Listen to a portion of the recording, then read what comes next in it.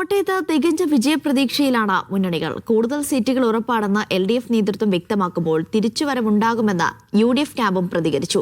നില മെച്ചപ്പെടുത്താൻ കഴിയുമെന്ന് BJP നേതൃത്വവും പ്രതീക്ഷ പ്രകടിപ്പിച്ചു.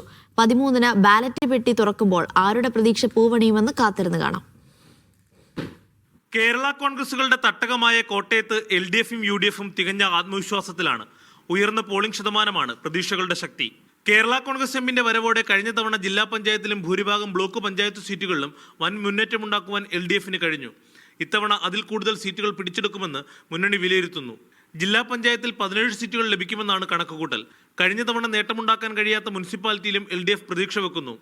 എന്നാൽ ജില്ലയിൽ വൻ തിരിച്ചുവരവാണ് UDF പ്രതീക്ഷ. ജില്ലാ പഞ്ചായത്തിൽ 17 സീറ്റുകൾ ലഭിക്കുമെന്ന് UDF നേതൃത്വം കരുതുന്നു. പഞ്ചായത്ത് ബ്ലോക്ക് പഞ്ചായത്ത് സീറ്റുകളിലും നേട്ടമുണ്ടാക്കാൻ കഴിയുമെന്നാണ് വിലയിരുത്തൽ. കഴിഞ്ഞ തവണ മുനിസിപ്പാലിറ്റിയിൽ ഉണ്ടാക്കിയ മുന്നേറ്റം ഇക്കുറിയും നിലനിർത്താൻ കഴിയുമെന്നും UDF ക്യാമ്പ് വിലയിരുത്തുന്നു.